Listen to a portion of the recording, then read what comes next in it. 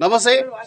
ఈరోజు బీ5 ప్రేక్షకులకి శివరాత్రి దిన పురస్కరించుకొని ఒక మంచి ప్రోగ్రాం చేయాలనే ఆలోచనతో జనగాం జిల్లాలోని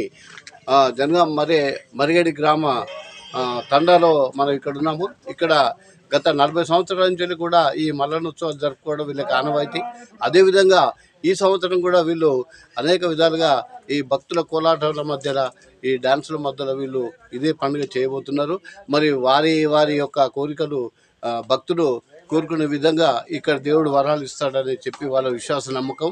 మరి అందుకే మనం ఇక్కడ ఈ ప్రోగ్రాం చేయడానికి ముందుకు వచ్చాం. మరి ఇక్కడ కొత్తగా ఏర్పడినటువంటి సర్పంచ్ గారు, మరి తర్వాత పూజారి గారు, గ్రామ ప్రజలు, భక్తులు అందరూ కూడా మన ముందున్నారు. వారి మాటల్లో ఏమంటారో మరి అడిగి తెలుసుకునే ప్రయత్నం చేద్దాము. నమస్తే.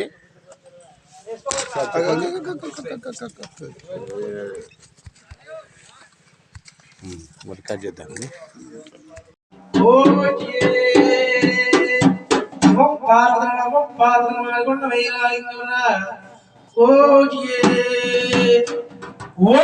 నమః శివాయ. ఓం నమః శివాయ. ఓం నమః శివాయ. आवाज सब सामने आवाज. हर हर शंभो शंकर, हर हर शंभो शंकर. ओम नमः शिवाय. ओम नमः शिवाय.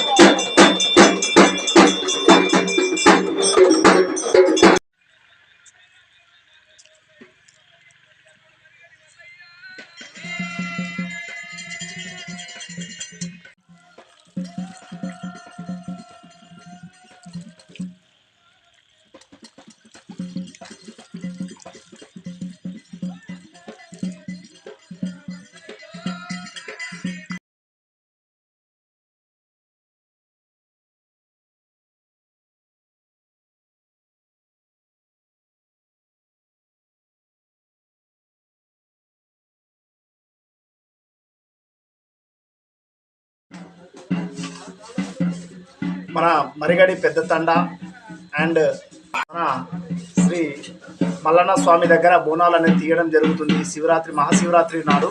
ఇది గత 40 సంవత్సరాల కిందనే స్వయంభుగా వెలిసిన శివాలయం. దాని క్రమేపీ అభివృద్ధి చెందుకుంటూ మల్లన్న స్వామి కూడా అభివృద్ధి అనేది చెందుతూ ఉన్న టెంపుల్ అనేది. అండ్ ఇక్కడ ప్రతి శివరాత్రికి 2 గ్రామాల నుంచి, ఇక్కడ 9 తండాలు అండ్ ఇక్కడ మరిగడి గ్రామం నుంచి 2 ఊర్ల మధ్యలో ఉండడం వల్ల 2 గ్రామాల నుంచి బోనాలు అనేది తీయడం జరుగుతుంది. సాంబ్లవారి పనులు అనేది చేయడం జరుగుతుంది. ఇది గత 10 సంవత్సరాలుగా ఆనవాయితీగా జరుగుతుంది. ఇక్కడ దేవుడు వెలిసి మాత్రం స్వయంభుగా వెలిసి 40 సంవత్సరాలు అవుతుంది. రోజు రోజుకి క్రమేపీ చాలా ఊర్ల నుంచి కూడా విలేజ్ల నుంచి పబ్లిక్ అనేది రావడం జరుగుతుంది. సో గ్రామం అనేది మెల్లమెల్లగా అభివృద్ధి అనేది, టెంపుల్ అనేది బాగా అభివృద్ధి చెందడం జరుగుతుంది. వాళ్ళు కోరిన కోరికలు ఏవైతే ఉన్నాయో అవి ఖచ్చితంగా నెరవేరడం వల్ల పబ్లిక్ అనేది ఒకరికొకరు చెప్పుకోవడం వల్ల చాలా ఎక్కువ అంటే పబ్లిక్ అనేది రావడం జరుగుతుంది. ఈ రోజు నైట్ బోనాలు తీయడం జరుగుతుంది, రేపు కళ్యాణం ఉంటుంది, అన్నదాన కార్యక్రమాలు ఉంటాయి. ఇక్కడ వచ్చిన పబ్లిక్కి వాటర్ సదుపాయాలు కానీ గుండం ఉన్నది, ఇక్కడ వాటర్ స్నానం చేసుకోవడానికి గుండం అనేది కూడా ఏర్పాటు చేయడం జరిగింది. అండ్ ఇక్కడ చూసినట్లయితే వాటర్ సమస్య కానీ లైటింగ్ కానీ మనకి ఏమేమైతే సదుపాయాలు ఉన్నాయో భక్తులు రావడానికి వాళ్ళు జాగారం అనేది ఉండడం జరుగుతుంది. నైట్ అంతా కథలు చెప్పడం జరుగుతుంది ఇక్కడ. సో ఇప్పుడు మీరు సర్పంచ్గా ఎన్నికైంది కదా, మరి ఇప్పుడు ఈ గుడి డెవలప్మెంట్ ఎట్లా చేద్దాం అనుకుంటున్నారు? ఖచ్చితంగా ఈ గుడిని ఎండోర్మెంట్ కింద మేము 2 గ్రామాల నుంచి తీర్మానం అయితే ఖచ్చితంగా చేసి మన మంత్రి దగ్గర తీసుకెళ్లి కొండ సురేఖ దగ్గర తీసుకెళ్లి ఖచ్చితంగా ఈ గుడిని ఎండోర్మెంట్ కింద వేయాలనే ఆలోచన ఉన్నదైతే మాకు తప్పకుండా ఉంది. దీన్ని అక్కడికి ఎండోమెంట్ కింద వేసి దీన్ని అభివృద్ధి చేయాలి ఖచ్చితంగా. ఎందుకంటే 2 గ్రామాల మధ్యలో స్వయంభూగా గెలిచి 50 సంవత్సరాలు అవుతుంది కదా. 50 సంవత్సరాల నుంచి దీన్ని ఇంతకుముందు ఉన్న పాలక వర్గాలు ఎప్పుడు పట్టించుకోకుండా ఉండడం వల్లనే ఇలా ఉంది. ఇప్పుడు గ్రామ కమిటీ అనేది వేసుకోవడం జరిగి ఆ గ్రామ కమిటీ వల్ల కమిటీ మెల్లమెల్లగా అభివృద్ధి అనేది చెందుతా ఉంది. ఇప్పుడు వచ్చే భక్తులకు ఎట్లాంటి సౌకర్యాలు కల్పించారు? ఇక్కడ ప్రతి సౌకర్యం, వాటర్ సమస్య కానీ వాళ్ళకి వెహికల్స్ కానీ ఇవన్నీ ప్రతిదీ ఇక్కడ అందుబాటులో ఉన్నాయండి. వాటర్ సమస్యలు ఉన్నాయి, ఎలాంటి సమస్య లేకుండా ప్రతిదీ అయితే టెంపుల్ దగ్గర అన్ని అరేంజ్మెంట్స్ అయితే చేయడం జరిగింది. ముఖ్యంగా ఈ గుడి ప్రత్యేకతలు ఏంటి? గుడి ప్రత్యేకత ఇది స్వయంభూగా 40 సంవత్సరాల కింద ఒక పెద్ద బండరాయి ఉంది కదా, మీరు వీడియోలో చూడవచ్చు.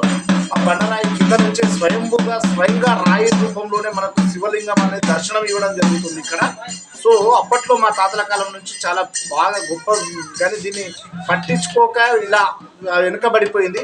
ఇప్పుడున్న కమిటీలు, ఇప్పుడున్న యాదవ్స్ మా విలేజ్ నుంచి అందరూ కొంచెం దాన్ని అభివృద్ధి చేయాలి అనే ఆలోచనతో 10 సంవత్సరాల నుంచి బోనాలు చేయడం నేను చూస్తూ ఉన్నా.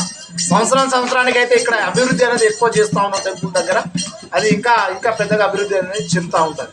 ఇంకా ఈ గుడిని నాయకులు అయినా ఎవరైనా ప్రజాప్రతినిధులు కానీ ఎక్కడైనా సందర్శించే ఆలోచన ఉందా?